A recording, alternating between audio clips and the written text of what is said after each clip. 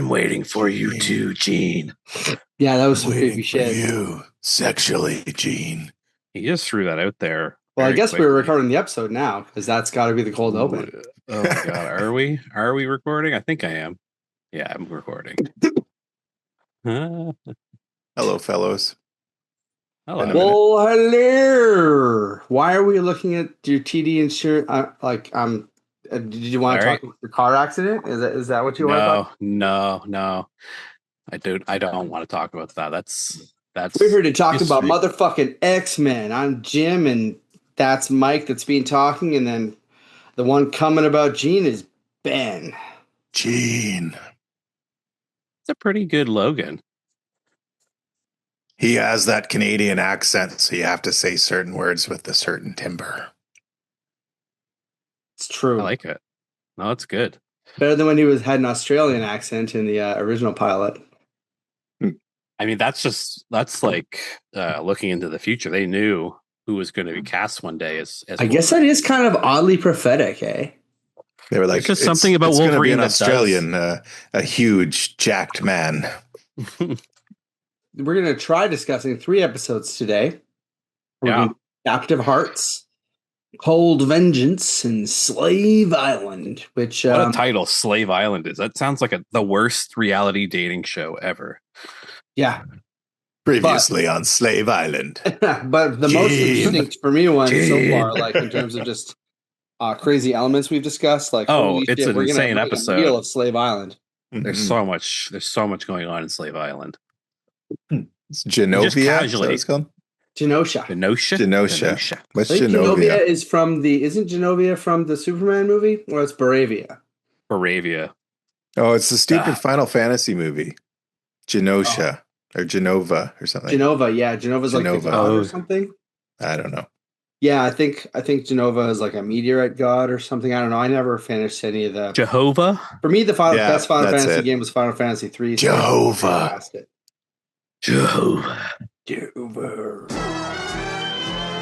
Why is it at this point in the show and in the comics and everything that Jean Grey doesn't have like a code name?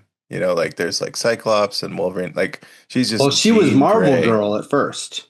But everyone goes by their code name, like even in just normal conversation. Yeah. Like, when they're on a date later, one of these episodes, and she's like, "Cyclops, you're being like a stuffy butthead." Yeah, that's weird. That's just weird. Yeah, they're dressed like they're in normal street clothes. Why can't they just be calling each other? I think the second season they're pretty consistent. It feels like a branding thing. Probably they're real names.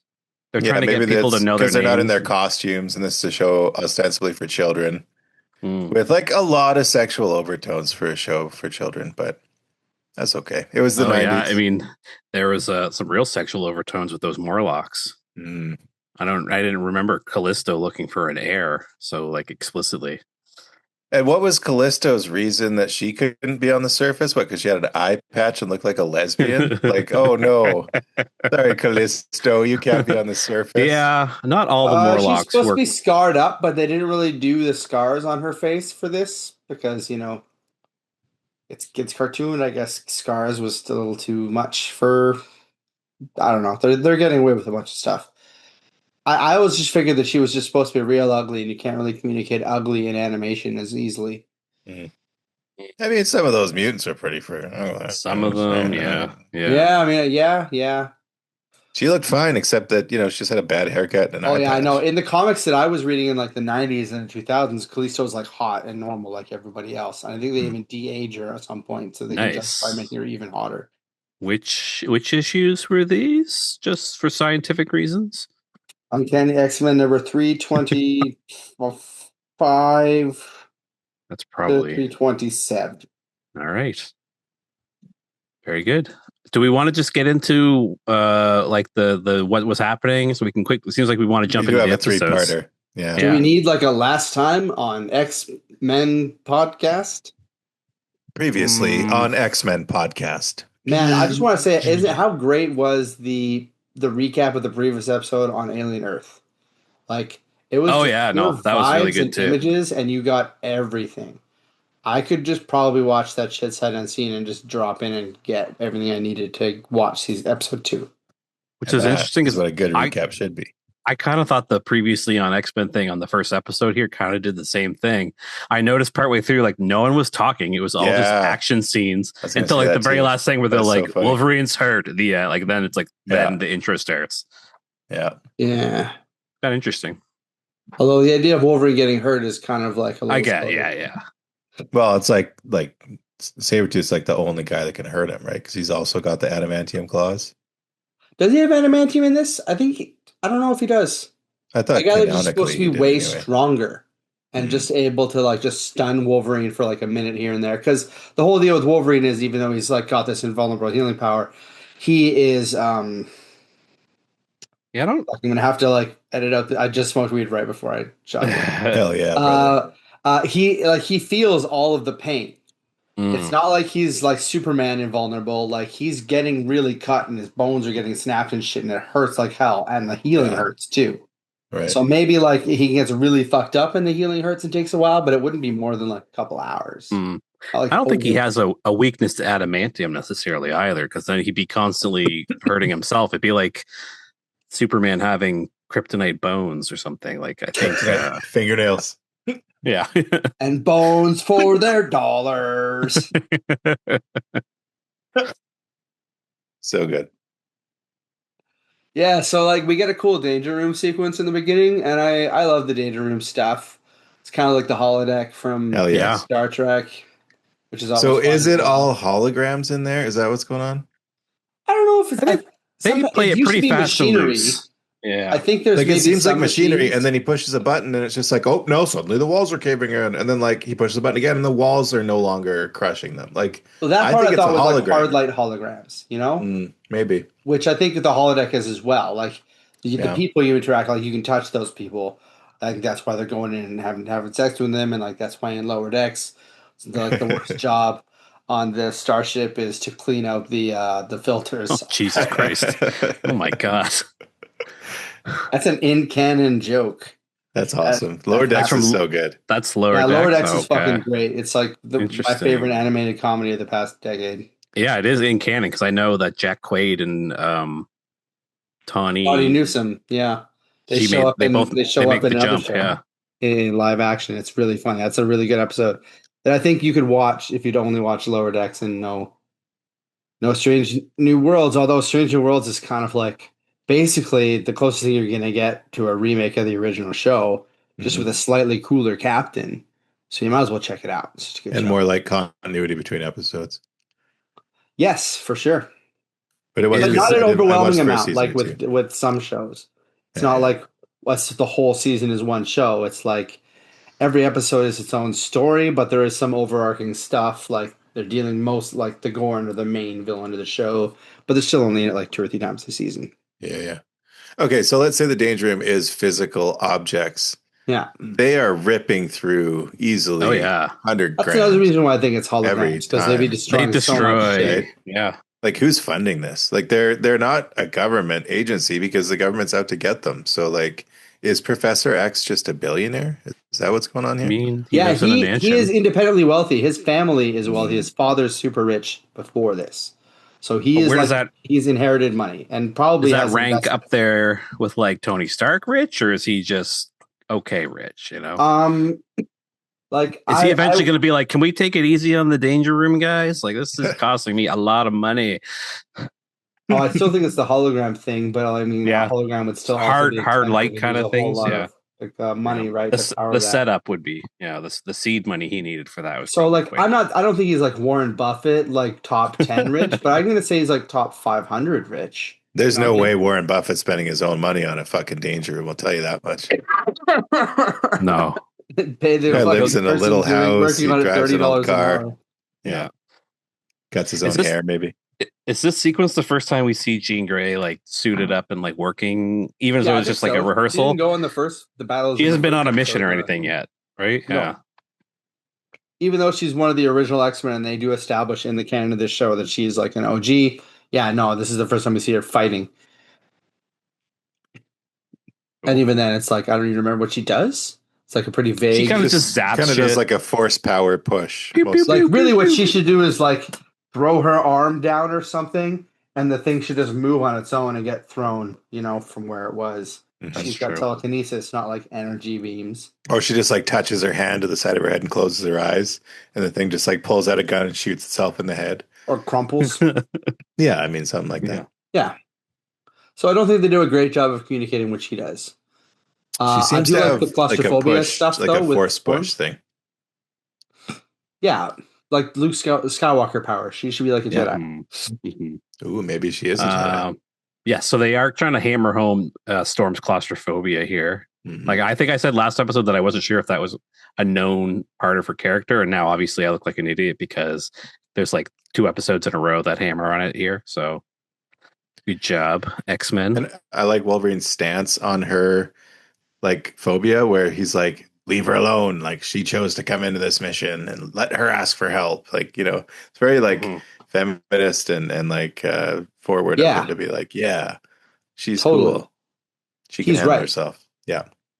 I respect that about her too. That's a good call. I was going to point out that Halle Berry's Storm had none of the claustrophobia, and that's probably why it doesn't feel as strongly part of the character anymore, because she just didn't care about that shit at all.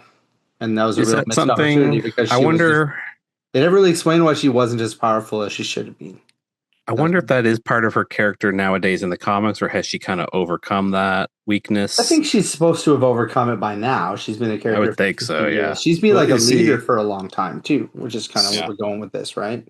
True. And like Storm, when she was played by Halle Berry brought Black Girl magic to the character. So then she adapted that into like going forward into the character, whoever played it after that. We got some Wolverine doing Kung Fu naked, which is dope, and he's got the hard thirst for Jean. We get this episode is the source of several memes that have endured through time. Oh hell yeah! There's so many iconic images going on here. This is the time he says, "I'm waiting for you too." Yeah, it's so funny. Like, dude, like it would be so irresponsible. Nowadays there'd be an intervention if somebody was talking to someone like Jean, like Jean here. Like he's got a fucking frame photo of Jean and fucking Cyclops like next to his bed. Like, why do you have that, Wolverine? Why do you have that, Logan? What's going on, pal? It's a good point. Strange thing. And why do you sleep next to that? It's kind of like Taylor Lautner in Twilight. Like the werewolf guy has really no reason to be involved in that relationship. He's just like, but I'm also horny for you, and I've known you for a long time. That's it. That's the only real justification he has. And yet she's kind of that's a lot of relationships too. Yeah, but it's like Logan has no claim to this. He's really a horny outsider. She always she goes for him, but I'm a nice guy. I deserve Jean. Can't you see how nice I am while I'm soaking and drinking and killing all the time? Last week, Cyclops forgot her birthday. I was the only one that remembered her birthday. And I drove her home from work. Drove her home. I picked her up and drove her to work too sometimes. In my Jeep. When it was cold. My car is cooler. Showing her mixtape I made for her. Soon after this, go on. Soon after this, we see a little frog boy who steals some fruit. He's chasing the subway. The Morlocks attack the people, and Jean and Scott intervene. So we get to see the Morlocks here. I guess the frog boy, his name is Leech. He's kind of a famous mutant. I think he's been in one of the movies, I think. Oh yeah, we're gonna get a lot more Leech. Yep, a little boy, Cameron Bright in X-Men 3, but like in X-Men 3, he's just like a boy. In this, he's like a gross green-skinned, he's frog yellow-eyed goofball. An old lady tells everyone to go to sleep, and they all do. And cut back at the mansion, we finally see him stroking the photo that we've all seen the meme where Q, you insert whatever you want him to be stroking the photo of. You can put anything in that photo frame if you want. That's the power. We also get a picture or a scene of Gambit walking down the hall and is in a bikini. Oh yeah, Is something for the ladies which I thought or was the something they fellas? only did in X-Men '97, but turns out they're going back to like the original series with that. He's always been a little thirst trap. Bon temps brûlé. At the time, every year they would put out a comic book called the annual swimsuit issue, and it would just be all of these illustrations of all of these characters in swimsuits. Like it was really a thing that they sold. Yeah, that's true. And totally marketed as a normal thing. Insane. Absolutely insane stuff that would happen. Like nowadays, the fans just do it for them, of course. But like, this was a thing that they sold and made money off of. I remember they would be advertised like heavily. Let's make the boobs bigger on Callisto. Was Callisto in the swimsuit? I have no idea, man. I've never read one or seen any of them. Like I want her to be wearing a high-waisted thong. Excelsior. Oh yeah, they're like obsessed with the high-waisted thongs in these cartoons. Like Jim Lee thinks that women's hips are like very, very specifically capable of holding up a bunch of stuff. It's cool too when they show the butt and the boobs in the same pose, right? That's like a classic. Yeah, like those two things matter. Ankles, no, but those two things, yeah. I'll take a couple of ankle pics if you don't mind. So Scott wakes up in the sewer. Leech is canceling his powers out, which is his real power, not levitating fruit. And Callisto wants him to help lead the Morlocks, and even hints that she would like a sperm donation. Jean distracts him long enough to call Professor X and let everyone know where they're at, because they're going to need some help.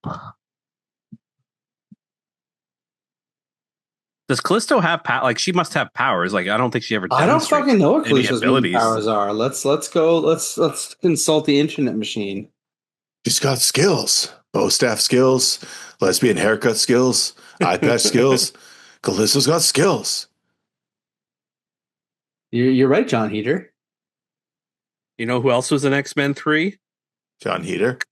Callisto. Wow. Where she was also hot. Okay, so the most paragraphs, like there's all these different categories in Callisto's Wikipedia page, and the one that has the most paragraphs is the being beautiful part. Maybe she's too beautiful to be out on the street. And that's why she's the leader. Senses, enhanced sight and night vision, hearing, smell, taste, and touch. So she's like extremely spent. She has superhuman strength, speed, and agility, along with advanced physical conditioning, tactical brilliance. Great. So basically, she's like really, really good, just never as good as anybody else because I've never seen her win a fight. So even she's basically like the best of the shitty people. Okay. I remember Superman of the losers. In the movie they showed, or like less locks. She had like speed powers. I think she was really fast in X-Men 3. I think. She had some blades. I think, and like speaking of like looks, like they cast. I think it was Dania Ramirez. Yeah, Dania Ramirez was like a fucking gorgeous woman. I thought quite an interesting choice for someone who's supposed to be like ugly as hell. You know, she apparently like the character appears in Wolverine and Deadpool, but not played by Dania again. Someone else who kind of looks like her. Professor X like sends them into the sewers. Scott and Jean wake up. There's I like that there's some good parallels that Scott and Jean are supposed to be like the most beautiful, and the Morlocks are like the ugliest, the least welcomed by society. Mm. And it's cool that we're showing that like not everybody has it as good as the X-Men, even like that as bad as life is for them. There's plenty of mutants that have it way, way worse. Mm-hmm. Like that about it. They're like the Brahmins of mutants. Yeah. Jean is hypnotized into thinking she's a child by the woman that like made them all pass out, which is a pretty interesting, weird little choice there that was a little creepy. Mm-hmm. There's a fake Scott who's a shapeshifter, and Wolverine just kind of sees her and punches him because he smells bad, which I thought was a good little use of I hate Scott, but he doesn't smell like shit. Yeah. He smells good, damn it. He smells kind of amazing, actually, when you think about it. Sometimes I stroke Scott on the picture. I miss his musk. I miss his scent. When this is over, we should get an apartment together. Gene. Gene, I think you should see other people. Scott, how are you? Sometimes when I say Gene, I'm imagining I'm Scott saying it. I want to be you, Scott. I want to be you. Can we get those two cast as the new Wolverine and Cyclops, maybe? Will Ferrell and Champ Kind. Keckner. Yeah. David Keckner. Yeah, that'd be pretty good.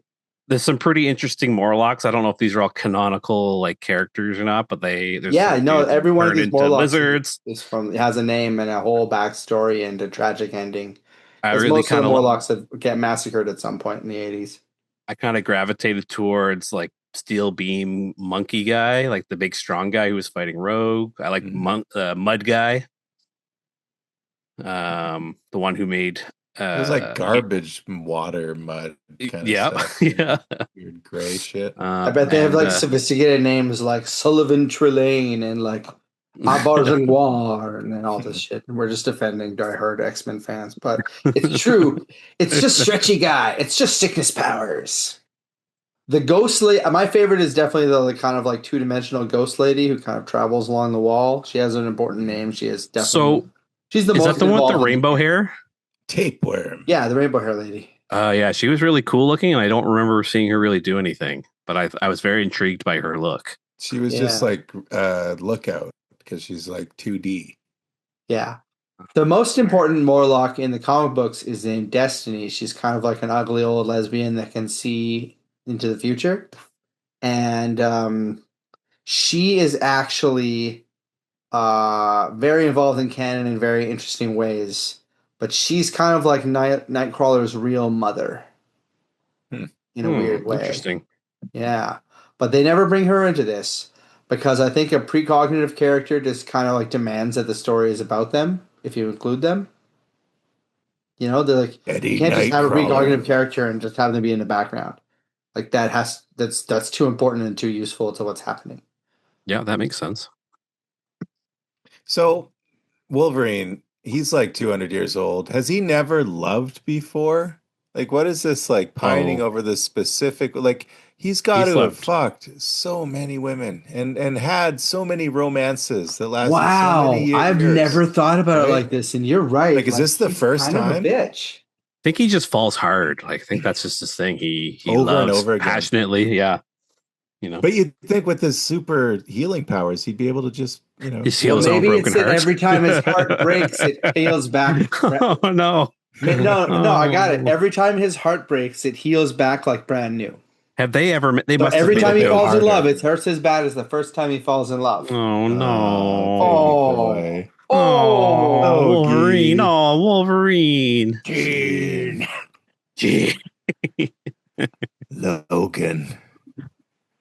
Logan.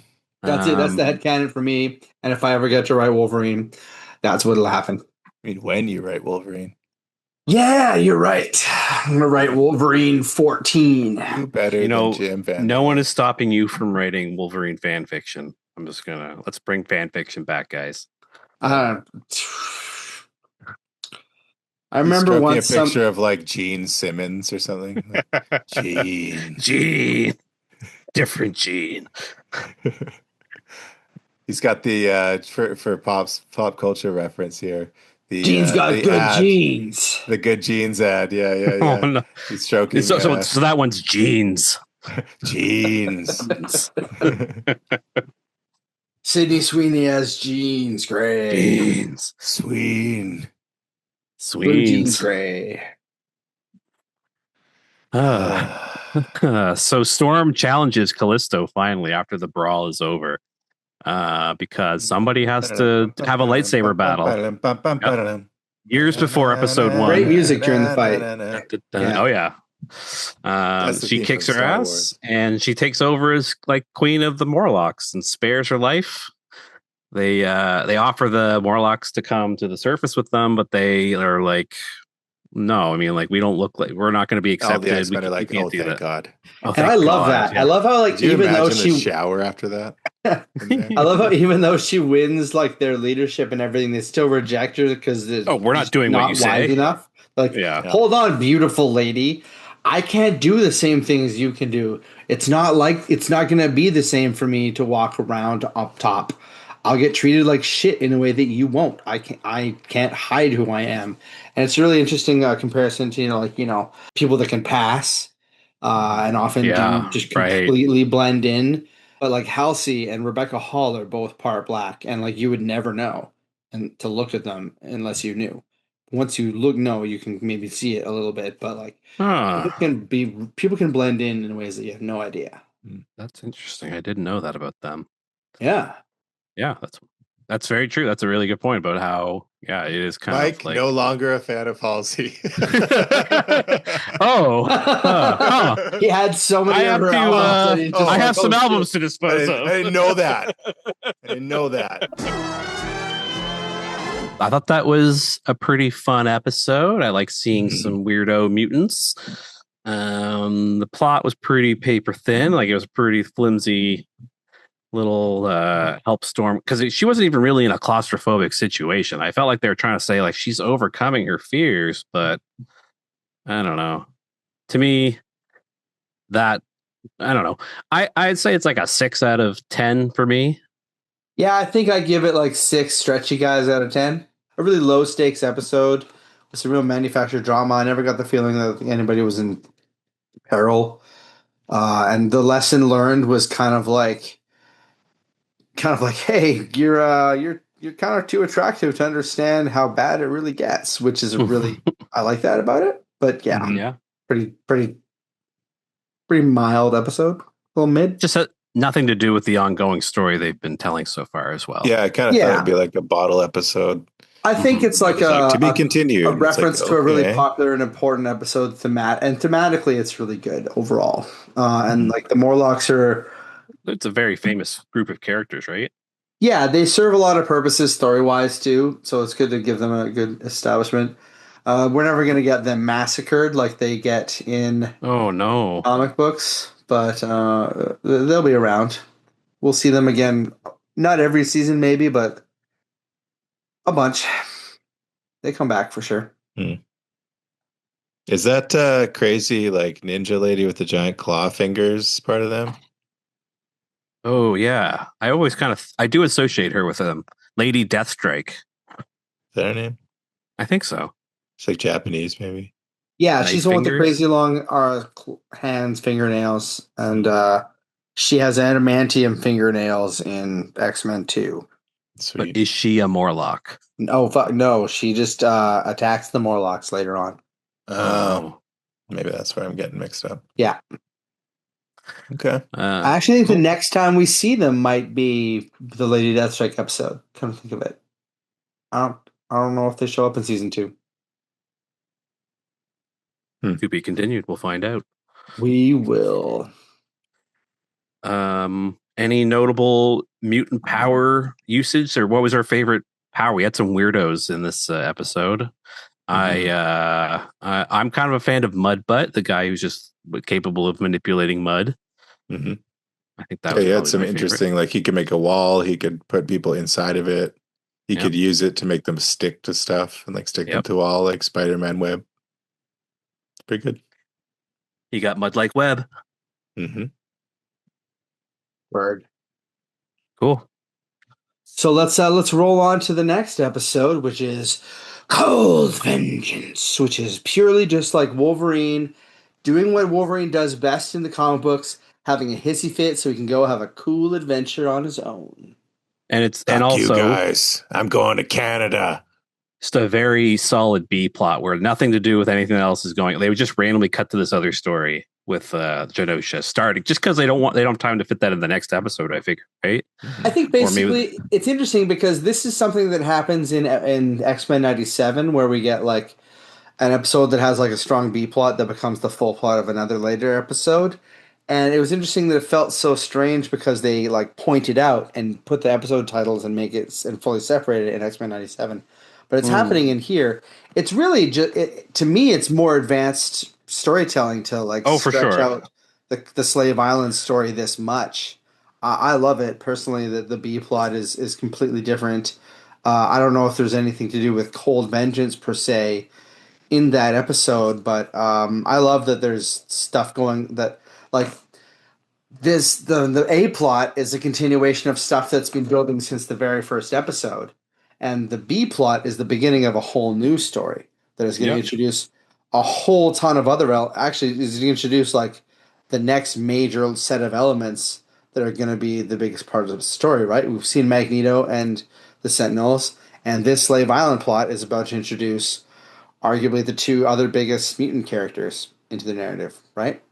3 that we have other than, right? We're going to get Cable, Apocalypse, and Mystique out of this. Yes. Those are huge. Yes.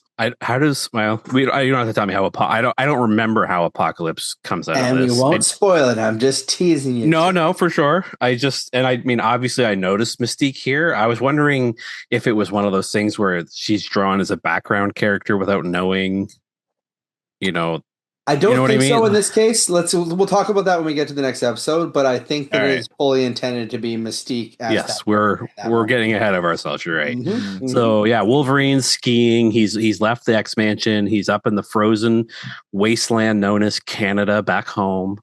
Sabretooth, though, has tracked him down, and they have a pretty cool fight. It's probably one of the better animated fights. They're just able to focus on these two throwing down.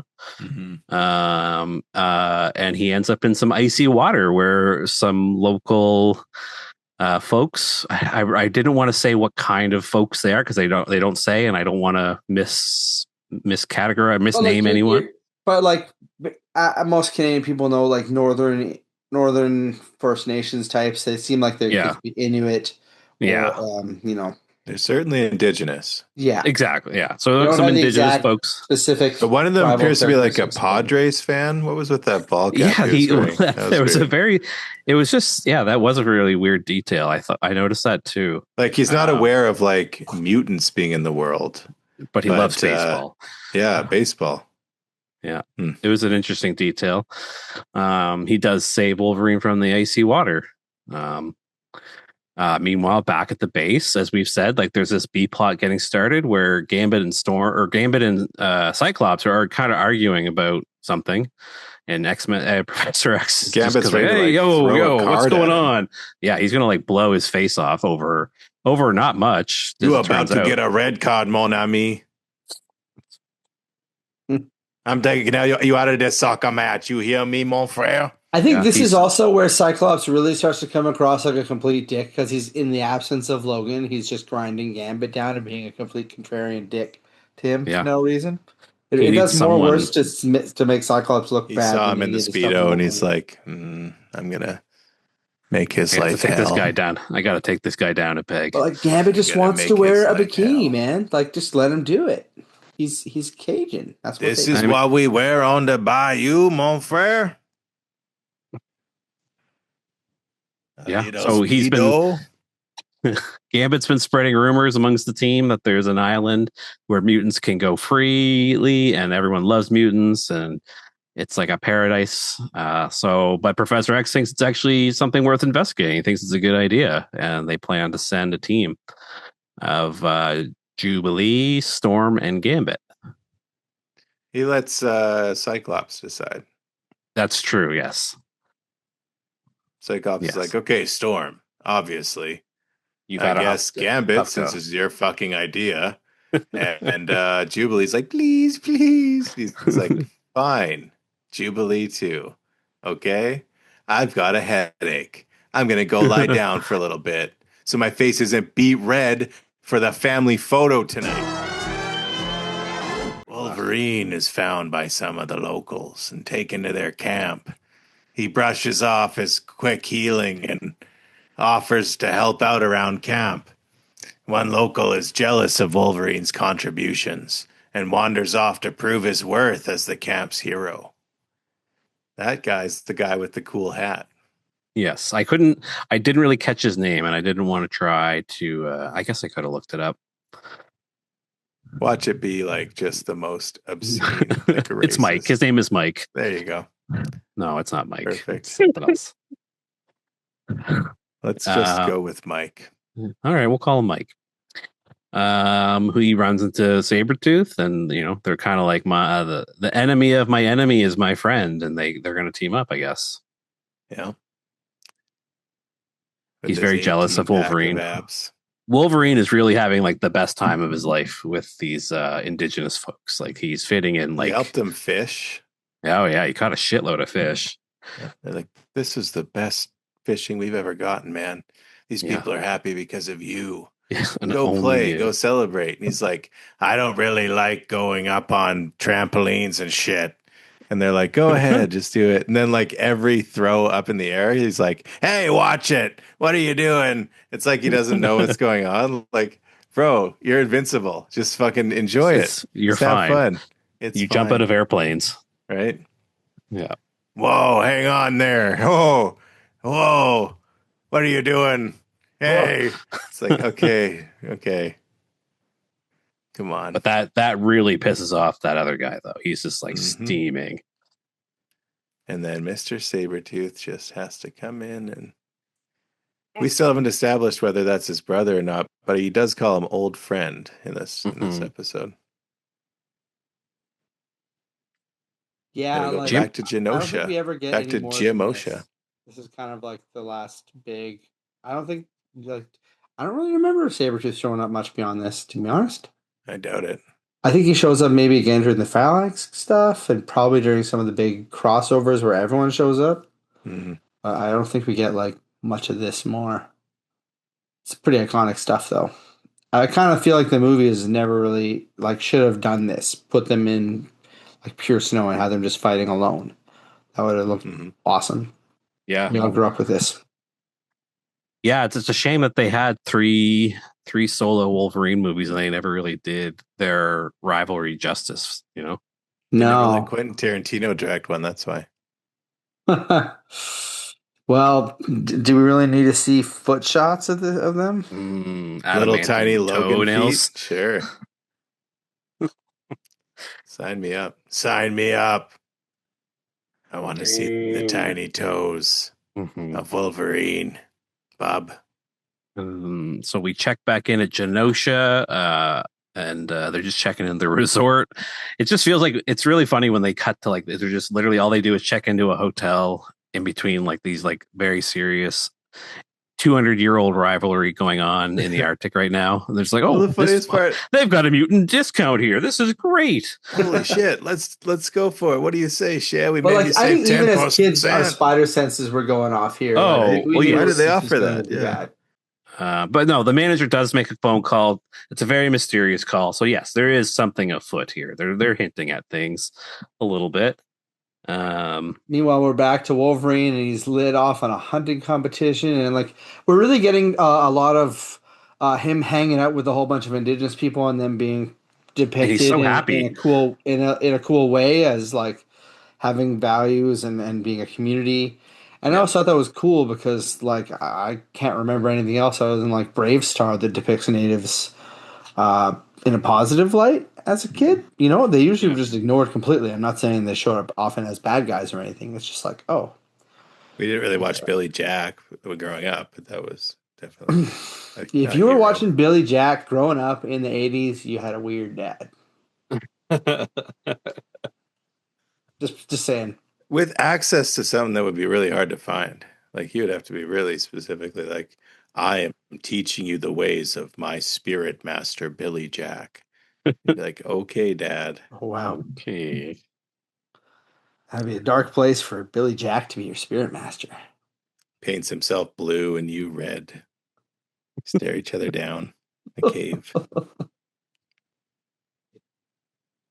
And then just 3 hours of angry hippies just talking at a podium about their problems with the Nixon administration. So anyway, long time Folks, just fun fact, we also have another podcast. that's all about classic movies. So if you want to hear more about Billy Jack, go ahead and tune in to the Parallax Review, Season 1. Yeah, we have a whole episode about Billy Jack that explains the long story of America's actual first blockbuster franchise, predating Jaws by a year. The first film released wide across North America and was a big hit, has disappeared from memory. And you gotta listen to us to find out why, because you're not gonna actually want to watch the movie to find out why.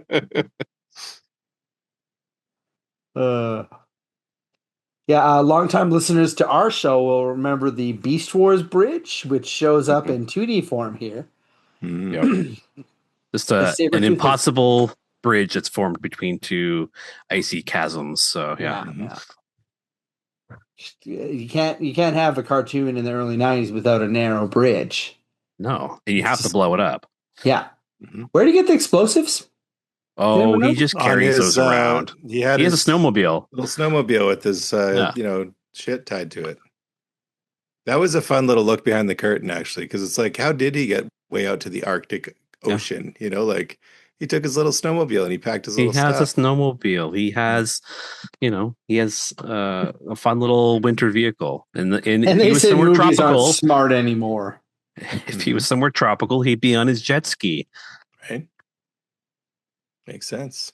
Yep. So he's tied the camp members up to that bridge. There's a bomb.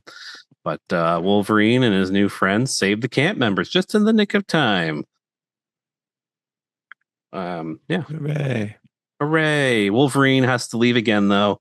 He hasn't found his place in the world, unfortunately, because he's only brought destruction and pain to these people who welcomed him and treated him so well.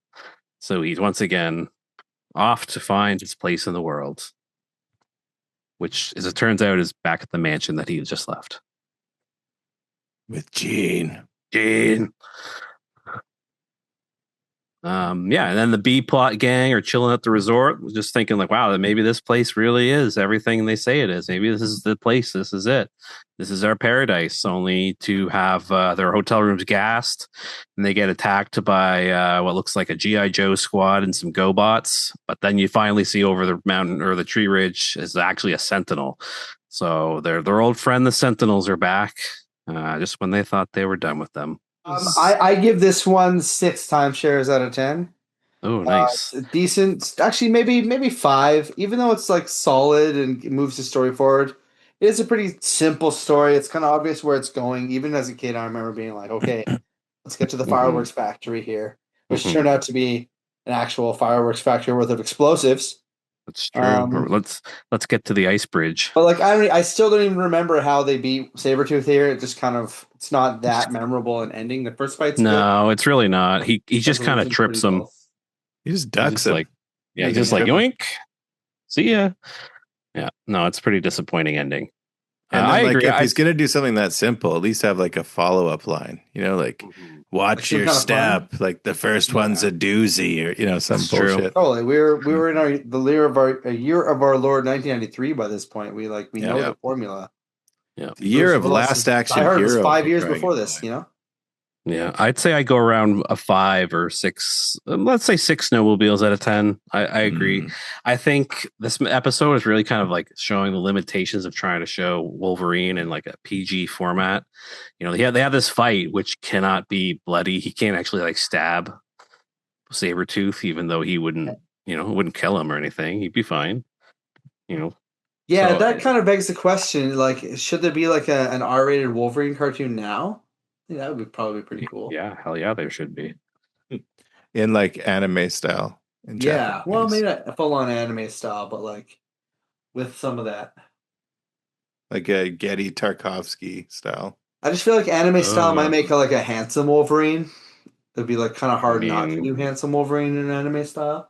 And really, I want like ugly Wolverine. That's like an important part of his character.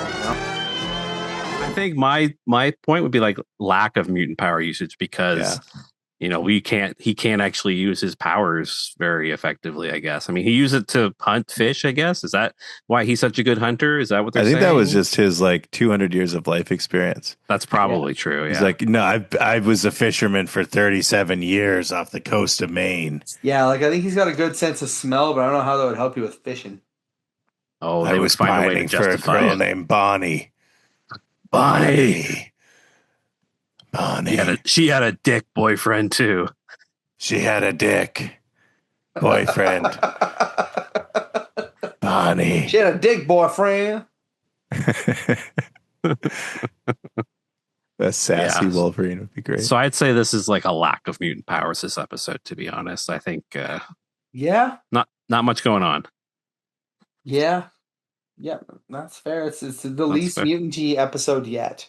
Totally. I don't think even the ones that go on vacation, they don't use any of their powers. I don't think till like the very, very end when they try to fight off the military force that's taken. Yeah, so because they're trying to blend in, and kind of Wolverine's kind of trying to blend in too, because he's like, true. I just heal fast. Okay, just forget about it. You don't even know what a mutant is, you savage piece of shit. Yeah, whatever. But they're like, oh, no worries, brother. You're cool. Let's hang out. Anyway. Yeah. All right. Let's move on to Slave Island. Yeah, here we have the main course here. This is I think the juiciest episode we've dealt with yet. Mm-hmm. I hear that Trump went to Slave Island. Little Slave Island, actually. Yeah. Yeah, the smaller one, less endowed. It's actually completely normal, and we're going to be looking into this greatly. Who's putting out this rumor? Yeah, like Ghislaine Maxwell said that nothing concerning happened there. So yeah, she wasn't concerned about anything that he did. So just a couple massages. Come on, you go to jail for getting teenagers to do massages on nobody. Apparently, come on. So it turns out Genosha is a slave camp. The mutants have to wear inhibitor collars. It forces them to only use their powers to commit the slave labor. Storm tries to escape but fails. Jubilee recognizes Trask, who then throws Storm into solitary confinement, which again is like more torture for this claustrophobic lady. Poor Storm. They actually had those collars on Little St. James. I don't know. A lot of people don't know that. Jesus. You try to break it off, it'll explode. So the explosion in the jungle draws some sentinels. The X-Men, meanwhile, cannot reach the Genosian crew.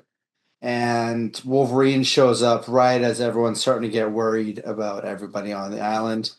Xavier calls his friend in Scotland, Moira McTaggart. Is this the first time you have a reference to Moira? I think so. Moira.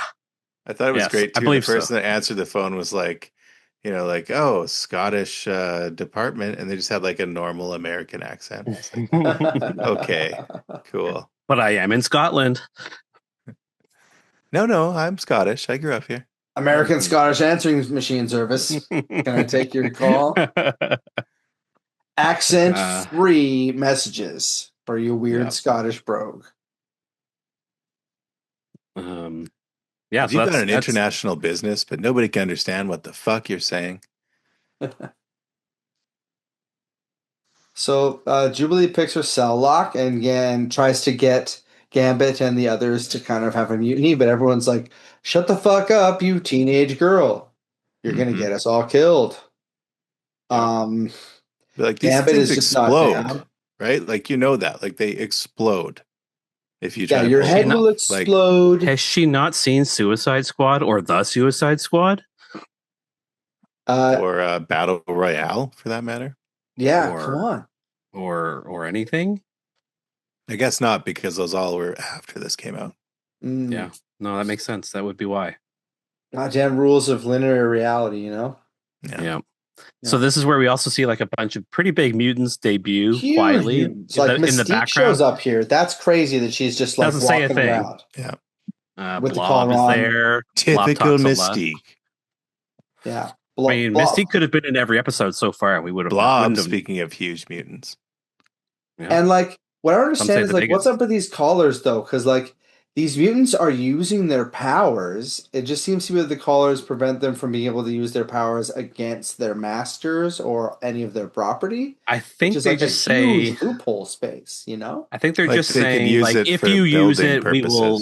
Yeah, they allow them to use it, and if they cross them or like if they try to escape, they're just gonna sentinel you really quickly. I guess. One would think that like with Mystique's power, she could just turn into like a bunny rabbit and just boom, be gone. Yeah, what is she using her powers for to help them? So like, that would be a good case for this version of Mystique, just that's like not saying anything, wordless, not really being the real Mystique. But like I'm pretty sure she shows up 2 episodes later, and then is in 3 or 4 episodes. She's like all over the rest of the end of the season. So like, she's actually only 12 years old in this one, and she's found like massaging Jeffrey Epstein in the next episode. Oh God. Okay. We also see Sunfire, who's like one of the with X-Men generation that he was part of the Wolverine, Colossus, Nightcrawler, Storm class of X-Men. I'm gonna cross my fingers here and hope he was voiced by an actual Asian person. Oh, I bet he wasn't. I know he wasn't. Of course he wasn't. I did that voice. Oh, that was you. Me. Yeah. Wow. Can we get a little sample? It goes a little something like no. Yeah. Yeah. Just a little casual. So yeah, anyway, Jubilee's whole thing fails because her collar controller doesn't really work. She just doesn't know how to use it, maybe. Yeah. I mean, it doesn't look. Why would you know how to use it when you second you pick it up? It's probably hard to use. Yeah. Skill issue. Yeah. So we cut to the humans, and Gyrick and Trask are showing off Master Mold, who will mass produce Sentinels. So this is a pretty big deal. Master Mold's like the big bad for this season. And in some ways, the whole series, right? Like Master Mold will keep coming back. He kind of has like an easy bake oven chest where he just pops out Sentinels who are just like. They just I understand having a Sentinel factory, but why does it have to be shaped like a giant Sentinel? Why does it have to have a face and a mouth and a voice? It's really true. Maybe I'm assuming. Do they ever get into like he has an AI who can like control? Like, is that why? Like, why would they do this? Like, I think he's an AI that can make Sentinels faster and more efficiently than humans can, and that means he needs to have arms, legs, and a head, and a voice, and a mouth. Shut up! Yeah. Dick. But he also has to be plugged in. That's like his right. And then he fucking the part. Yeah. That part's amazing. I don't want to ruin it yet. We'll get Not there. Yet. Not yet. We have to talk about a different kind of Cable first. Yeah. Well, first they make it look like Gambit betrayed all the other mutants. Like, Gambit makes it look like Gambit did that. It was a very short-lived plan of his though, because right after he like walks in, is like, I betrayed them and blah blah blah. He gets taken away and immediately turns on the guards who take him away. So, but like at the worst strategic time, it's like, here's my great opportunity, and I'm going to attack people right after this. You want to see a card trick, and he just throws his cards up in the air. Yeah, it's like he's a big dumbass. He would use them. Yeah. But then, big moment, Cable just fucking appears out of nowhere. I was so surprised by that. I didn't remember that at all. Fucking Cable out of nowhere. Well, I mean, at this point, Cable wasn't even really the character that we think of him. Yeah. This is February 1993. This is before they'd even decided and revealed in the comic books who Cable was. Like, spoiler, Cable is Cyclops' long-lost son from the future. But they didn't know that when they were writing this. He was just a mercenary guy. So their whole backstory of him being a mercenary that turns against him was probably what they intended to be Cable's real backstory. Cable knew. Yeah. Yeah, the Cable, the real human person or mutant person. He knew because his continuity is just set in stone. It really happened to him because he's a real character. The second he's created, he knows his entire future and past. The wild man of Borneo. It's not like the details of his life vary from writer to writer depending on their interests and proclivities. Nope. Not at all. Nope, not at all. So it turns out 4D chess, actually, Cable is. A lot of people don't know that. He was working with this leader fellow. I don't know who the lead. I mean, I know who he is in this episode, but is he a famous character? Cameron Hodge? Yeah, Cameron Hodge is going to be the character that we see as the bad guy human in the Phalanx Covenant storyline. And he's involved in all sorts of government shit. I believe he's also going to show up later in the season as one of the bad people pushing for bad mutant legislation stuff. Is that the blonde guy in the suit, or I'm kind of talking about? I think he's the blonde guy in the suit. I don't know who's the guy who looks like he's like a Victorian. Yeah, I thought it was going to be like I forget that guy's name. I thought it was like Sebastian Shaw or whatever. Yeah, no, Sebastian Shaw is a mutant though. He wouldn't participate with shit like this. They dress the same way. It's interesting. It's weird. I guess in that the same era. Yeah. Yeah. Anyway, it's kind of just like Doctor Strange. So Cable was working with those guys until he finds out what they're really up to. And now he's working to take them down. So he helps Gambit free Storm and Jubilee, and then they plot a real escape with a real battle. And yeah. We're not working with you again. Says. Trask and Gyrick are having a meeting in their little boardroom while this is all happening, and they say that an inventor in Scotland made the mutant collars, which I'm assuming is Moira. Maybe not. No? Okay. Wow. I mean, I think we'll see who makes the mutant collars. It's a different famous Scot. No, it's this doctor that kind of looks like Albert Einstein. He's making the collars, and we'll meet him in 2 episodes' time. Okay. Yeah, not Scrooge Albert McDuck. Einstein. Not Scrooge McDuck. Got it. No, not even Glomgold. What's Glomgold? It was Glomgold something. You're halfway there. Gladstone. Yeah, I think that's it. Glomgold Gladstone. That sounds right. Great pull. Wow. So the 3 X-Men return. They free everyone, but no one really wants to do anything about it. They're like very much like, fuck you. We just want to get to safety, and we'll deal with this later. If they take over the island, we'll deal with it then. I thought they were taking over the island. I don't know. I was confused by they didn't. The mutants that were released were like, no, I think we're going to go take over the island before we fall a little apart anything here else. Legally in terms of what's happening. Yeah. But they don't stay. So it's just the X-Men that left to take care of things. Storm decides she's going to take down the dam all by herself. She's going to cause a gigantic weather incident, I guess you'd say. And a giant tidal. She takes down the dam. A giant tidal wave is going to like wash out the whole place. Cable attacks. Like weakened. Yes, she is very weakened. She falls, and Rogue catches her before she can pass out. But Cable gets washed away with the leader. There's like a weird mini Sentinel that shows up. Do you remember that? Like a human-sized one? No? I gotta be honest. I just watched this today. I've been like moving and flying all over. Canada. So he busts into the boardroom with his gun, and he's like, "I'm gonna fuck you up." But then this like Sentinel who's like 8 feet tall, like busts in the room, and before he can like really attack, the whole place falls apart because there's like a tidal wave washing them all away. Oh, crazy! Yeah. So where they just do whatever the fuck they wanted to solve the situation. I guess so, yeah. But then this amazing moment happens when the tidal wave hits the Master Mold facility, and all the Sentinels get washed away. And he gets up to leave, and he goes, "The whole reason for having legs, by the way, I am still plugged in." It's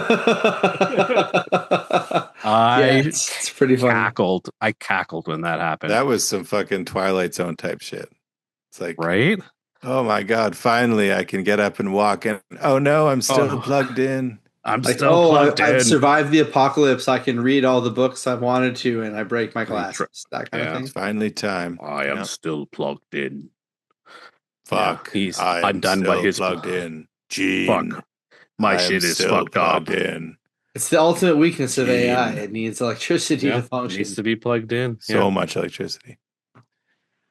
Yeah. So everything gets washed away. We're left kind of not nearly knowing what the ultimate fate of Cable and Master Mold and everyone is, but The important thing is the X-Men are fine. They're back on their jet. They're going home. Oh, wait. When they get home, the mansion has been demolished. Something that rarely... I turned off. I left the oven on. Yeah. Gene, I left the oven on. I mean, Cyclops left the oven on. Yeah. It was him. Okay, let's try we got 2 minutes. Should we try and wrap it up? I think we can do it. I think we can do it. Yeah. I give this 7 out of 10. I think it's an interesting episode because it moves a lot forward, especially knowing contextually who's shown up in the background here and what they're building with those references. Totally. Pretty cool episode. I give it 7 human rights violations out of 10. Mm-hmm. Yeah. I give it I'd say I actually really liked it. I think I give it an 8 plugs out of 10. I think it's really on point with it's developing all these stories, a lot of great character stuff too. And I thought it was great. Cool. Ben? I don't think I rated any of the other ones, but I'm going to give all 3 of them a 6.9. Nice. Hey, it's almost like I knew that's what you were going to say. Yeah. And I gotta say, I don't remember any kind of noticeable. I'd say maybe the coolest powers were just seeing Cable's powers to begin with. I don't know. His powers are not really well defined. Cable's got a gun. It'll blow up stuff. Yeah, that was pretty cool. I like that. It's all he has to do is shoot at one time, and then it microwaves the whole thing. Or Block's power of being really fat. Yeah. Yeah, that was good too. God knows I've used that power for good. All right. So we'll just wrap up real quickly here, I guess, then. That's another episode. Next week, we're going to do The Unstoppable Juggernaut, The Cure, and Come the Apocalypse. Is that the right title? He's going to come? Oh, yeah. God. Hell no. Yeah, I'm really excited for that stuff. That sounds like some good shit, yeah.